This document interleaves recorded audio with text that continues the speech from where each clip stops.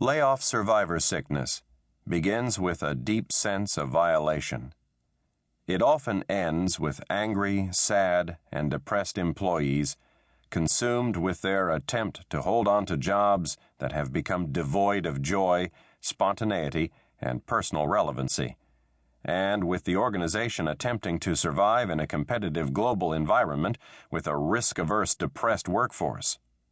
This is no way to lead a life, no way to run an organization, and no way to perpetuate an economy.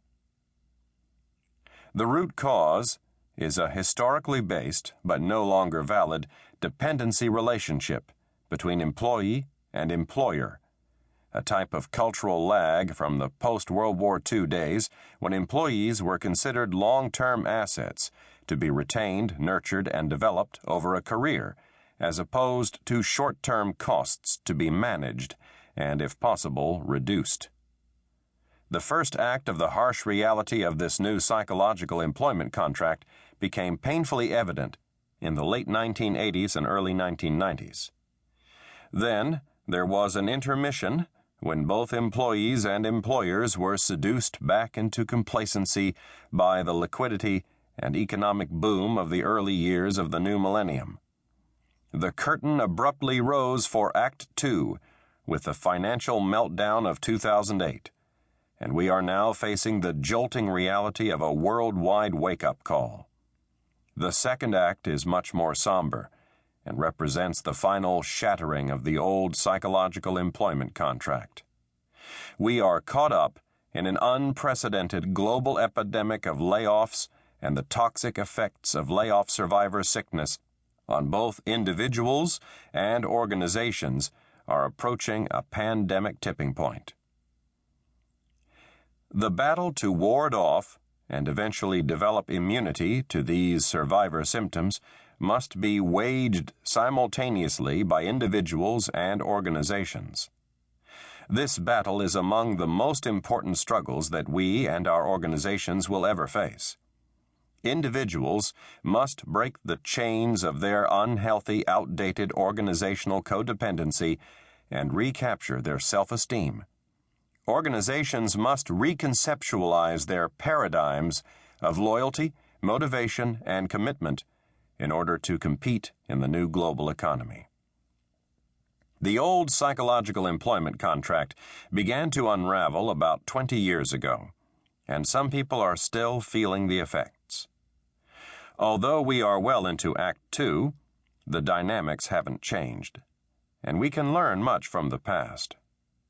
For the organization, managing according to outdated values will no longer work.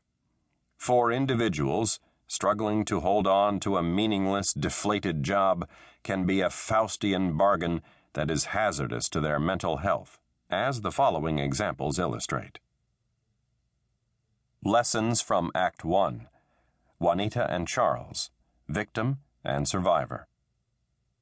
When the layoffs hit, Juanita and Charles were both department directors, the lower end of the upper management spectrum in the high-technology firm where they worked.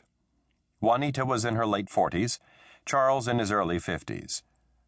Although they had traversed very different paths to their management jobs, they were equally devastated when their organization started taking out managers to reduce costs. They experienced similar feelings of personal violation when the implicit psychological contract between each of them and their organization went up in smoke. Although this contract was only implied, Juanita and Charles had assumed that the organization shared their belief in the importance of this contract. It wasn't long before both were experiencing survivor symptoms of fear, anxiety, and mistrust.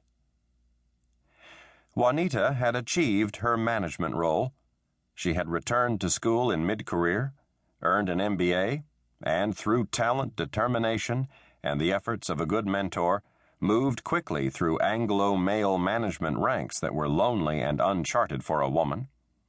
When Juanita lost her job, the official explanation was that her department was eliminated and no other suitable positions were available.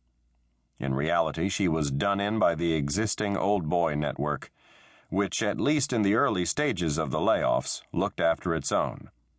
In a form of layoff poetic justice, the network fell apart as the right-sizing continued. Juanita was a layoff victim.